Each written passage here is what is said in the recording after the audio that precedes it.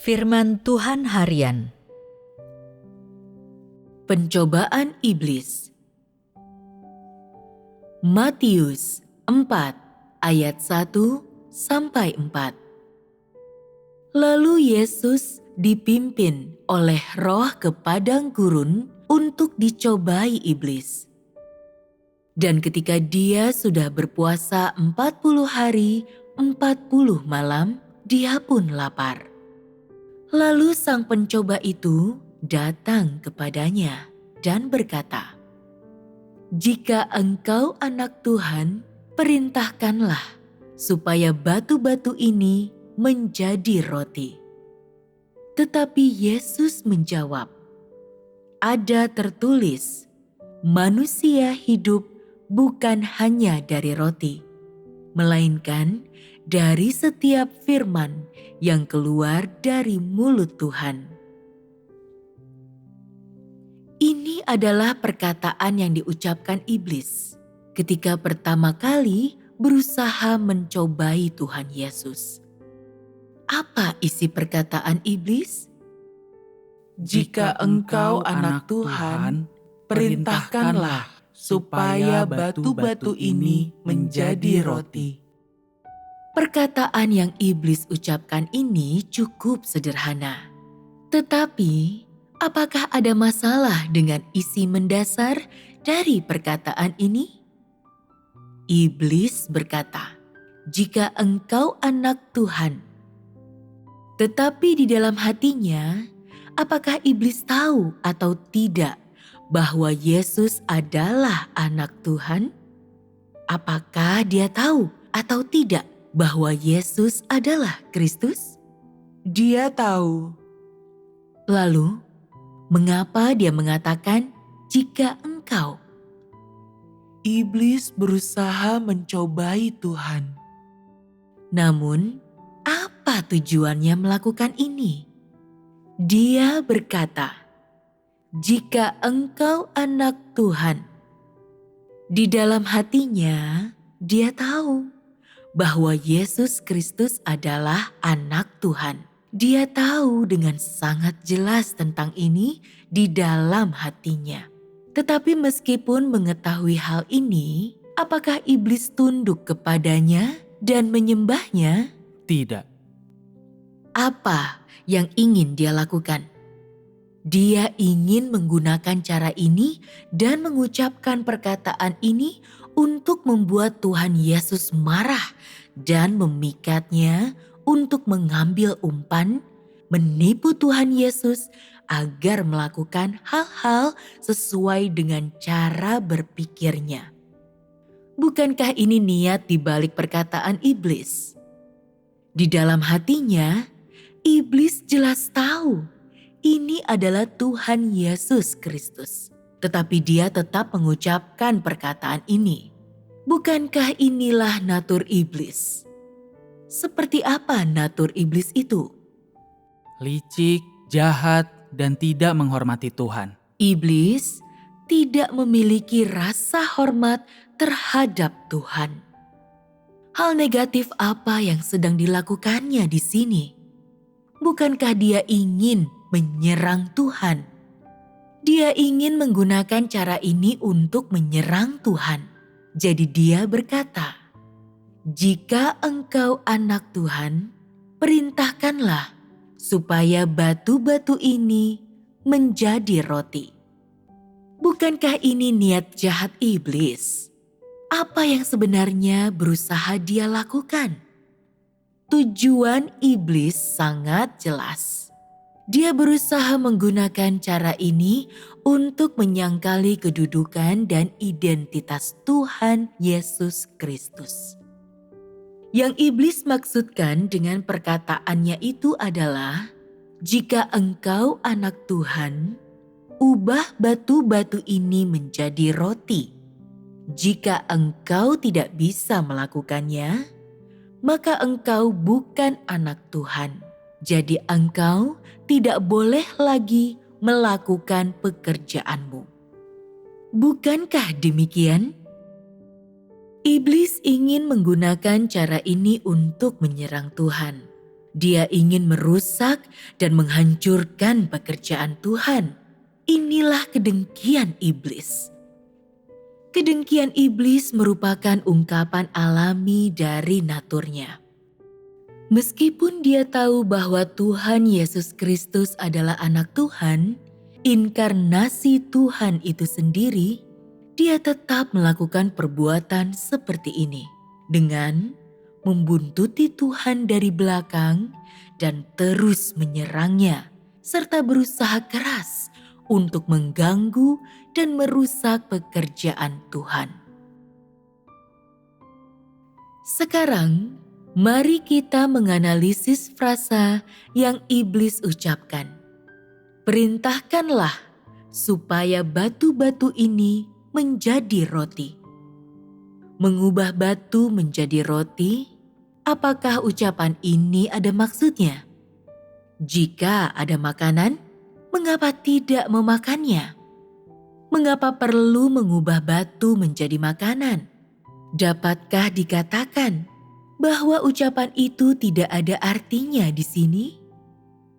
Meskipun sedang berpuasa pada saat itu, tentunya Tuhan Yesus memiliki makanan untuk dimakan, bukan? Iya, Jadi, di sini kita bisa melihat betapa tidak masuk akalnya perkataan iblis. Dari seluruh pengkhianatan dan kedengkiannya, kita tetap bisa melihat sikap iblis yang tidak masuk akal dan kekonyolannya. Iblis melakukan sejumlah hal yang melaluinya engkau dapat melihat naturnya yang jahat. Engkau bisa melihatnya melakukan berbagai hal yang merusak pekerjaan Tuhan. Dan dengan melihat ini, engkau merasakan betapa iblis penuh dengan kebencian dan kegeraman. Namun, di sisi lain, bukankah engkau bisa melihat natur iblis yang kekanak-kanakan dan menggelikan di balik perkataan dan tindakannya? Ini adalah penyingkapan tentang natur iblis. Karena dia memiliki natur seperti ini, dia akan melakukan hal semacam ini. Bagi orang-orang pada zaman sekarang, perkataan iblis ini tidak masuk akal dan menggelikan. Namun, iblis memang mampu mengucapkan perkataan-perkataan seperti itu. Dapatkah kita katakan bahwa iblis itu bodoh dan konyol? Kejahatan iblis ada di mana-mana dan tersingkap secara terus-menerus. Dan bagaimana Tuhan Yesus menjawabnya? manusia hidup bukan hanya dari roti, melainkan dari setiap firman yang keluar dari mulut Tuhan. Apakah perkataan ini berkuasa? Ya, Mengapa kita katakan bahwa perkataan ini berkuasa? Karena perkataan ini adalah kebenaran. Jadi, apakah manusia hidup hanya dari roti? Tuhan Yesus berpuasa selama 40 hari 40 malam. Apakah dia mati kelaparan? tidak. Dia tidak mati kelaparan. Jadi iblis mendekati dia, mendorong dia untuk mengubah batu menjadi makanan dengan mengatakan hal-hal seperti ini. Jika engkau mengubah batu menjadi makanan, bukankah engkau kemudian mendapatkan sesuatu untuk kau makan? Bukankah engkau tidak perlu berpuasa, tidak perlu merasa lapar? Namun Tuhan Yesus berkata, manusia hidup bukan hanya dari roti. Yang berarti bahwa meskipun manusia hidup dalam tubuh jasmani, makanan bukanlah hal yang membuat tubuh jasmaninya hidup dan bernapas. Melainkan setiap firman yang diucapkan dari mulut Tuhan. Di satu sisi, manusia memandang perkataan ini sebagai kebenaran. Perkataan ini memberi kepada manusia iman, membuat manusia merasa bahwa dia bisa mengandalkan Tuhan, bahwa Tuhan adalah kebenaran. Di sisi lain, adakah aspek nyata dari perkataan ini? Bukankah Tuhan Yesus masih berdiri, masih hidup setelah berpuasa selama 40 hari, 40 malam? Bukankah ini contoh nyata? Dia tidak makan makanan apapun selama 40 hari, 40 malam. Tetapi dia masih hidup. Ini adalah bukti kuat yang menegaskan kebenaran firman-Nya. Perkataan ini sederhana.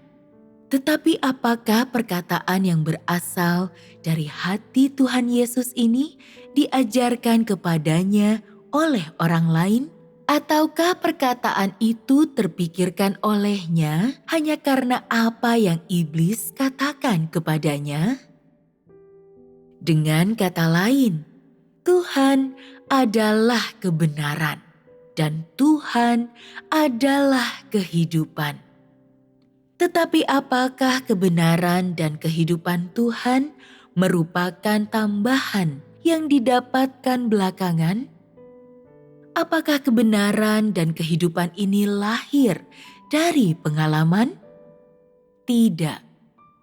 Kebenaran dan kehidupan merupakan sifat bawaan Tuhan.